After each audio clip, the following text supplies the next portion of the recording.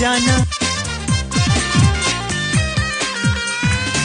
চলে এলাম আমার একটি নতুন ব্লগ নিয়ে। আজকে হচ্ছে সোমবার আর এখন বাজে সকাল প্রায় 11টার মতো। আর আজকের ব্লগটা আমি এখন শুরু করলাম, কারণ আগের দিনের ব্লগটা ছিল সেটা এডিট করলাম আর আমার বাড়ির কাজকর্মও শেষ করলাম, যার জন্য এতটা দেরি হয়েছে ব্লগটা শুরু করার। আসলে আজকে হচ্ছে একাদশী, তো ভেবেছিলাম, মানে বলেছিল মা সবাই আজকে একাদশী থাকবে, বাবা মা এমনকি সোনুর বাবা। তো সোনুর বাবা তো না খেয়ে গেছিলো দোকানে, এখন ওখানে যাওয়ার পরে বাবা ওকে কেক খাইয়ে দিয়েছে। তাহলে ভাবো তো বাবা আর সোনুর বাবা দুজনে কেক খেয়েছে। তো একাদশী হলে তো কেক খাওয়া চলে না, যতই ডিম ছাড়া হোক তবু কেক টেক খাওয়া যায় না। তো এখন মা আমাকে ফোন করে বললো শুধু মা একাদশী থাকবে, সোনুর বাবা আর আমার বাবা একাদশী থাকবে না। তো এখন আমাকে আবার রান্না করতে হবে, মানে আমি আর সোনু খাবো বলে একটু রান্না করেছিলাম। তো এখন সোনুর বাবা বাদাম নিয়ে এলো, ওই যে এখন আবার রান্না বসাবো। এদিকে সোনুর তো স্কুল থেকে টাইম হয়ে গেছে, তো আগে সোনুর বাবাকে ভাত দিয়ে একটু খাক, তারপরে রান্নাটা বসাই। তো চলো আজকের ব্লগটা দেখতে থাকো। এইদিকে দেখো ভাত সবজি বসিয়ে দিয়েছি, আর গ্যাসটার অবস্থা দেখো। আসলে গ্যাসটা আমার শেষের দিকে কিন্তু শেষও হচ্ছে না। এদিকে পুরো লাল লাল টাইপের আগুন বেরোচ্ছে, আর যার জন্য কড়াইয়ের হাড়ের নিচে পুরো লাল হয়ে যাচ্ছে। তো শেষও হচ্ছে না, আবার এভাবে জ্বলছে। আমার যে কী বিরক্ত লাগছিলো তখন, কি আর বলবো। তো আজকে নিরামিষ টাইপেরই রান্না করব, মাছ টাছ কিছু খাওয়া যাবে না আর কি। তো দেখো সকালবেলা দুবার করে রান্না করেছি। তো রান্নাটা শেষ হতে হতে সোনা স্কুল থেকে বাড়িতে চলে আসি, তারপরে খাওয়া দাওয়া করে দুজনে একটু ঘুমিয়েছিলাম। এখন 4:30 বাজে, উঠলাম, খাওয়া দাওয়া করলাম। সোনু খাচ্ছে কারণ ও একদম ঢিলা খাওয়া দাওয়ায়। তো তারপরে যাব বাবার বাড়িতে, মানে সোনু তো টিউশন এখন আবার ওখানে, মানে যে ম্যামের কাছে পড়াই না সেখানেও পড়ে ওখানেও পড়ায়। তো ওখানটা পড়বে আজকে, 5টা থেকে পড়া আছে। তারপরে যাবো ওকে মানে টিউশন দিয়ে যাব বাড়িতে।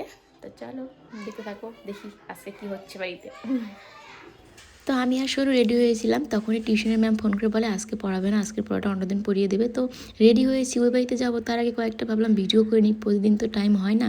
তো আজকে যেহেতু সময় পেয়েছি, সোনু আর আমি সেই ধুমধারাক্কা নাচ করেছি। তো দেখো নাচ করতে সেরকম খুব একটা ভালো পাই না, তবে যাদের পারি সেটাই আমার কাছে অনেক। সবথেকে বড় কথা, কোনো খারাপভাবে নাচ করি না, যেটাই করি ভদ্রভাবে।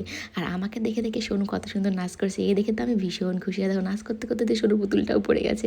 আর সোনু কিন্তু বাস খুব সুন্দর নাচ করতে পারে এখন, মানে চেষ্টা করে। মানে সোনু মাঝে মধ্যে বলে মা আমাকে নাচে ভর্তি করে দাও, নাচে ভর্তি করে দাও। তো আর কিছুদিন যাক, তারপরে আবার নাচে ভর্তি করিয়ে দেবো ভালো মতো।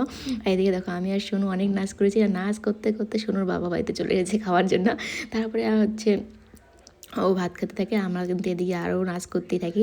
সেই ভিডিওগুলো ইনস্টাগ্রামে আপলোড করা আছে, আর কয়েকটা ভিডিও পরে শর্টে দিয়ে দেবো, দেখে নিও আমাদের নাচ দুজনের। আর সত্যি সোনু কিন্তু ভালো মতো নাচ করতে পারে, কিন্তু নাচ করে না, খুব পাজি।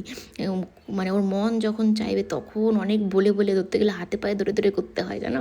আর এদিকে দেখো সোনু হচ্ছে বিস্কুট খাচ্ছিল, ও জানে না আমি ভিডিও করছি। আর সোনুর অ্যাক্টিংগুলো শুধু দেখো, মানে অফ ক্যামেরায় সোনু যে অ্যাক্টিং করে সে তো বলার বাইরে, ক্যামেরা অন দেখলেও আর লজ্জা পেয়ে যায়।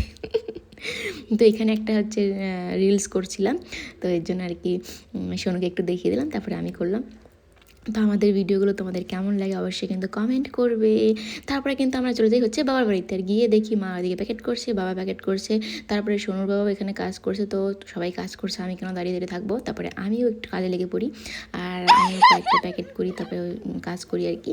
আর তারপরে বোনও কিন্তু আজকে বাড়িতে আসছে। এখানে সোনু কি কাজ করেছে, সোনু আমার বাবাকে চোখ মেরেছে।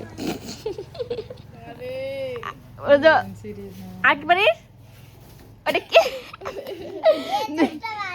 দেখি দেখি দেখি দেখি আরেকবার। আর হাত দিয়ে যেটা করলে এটা দেখা।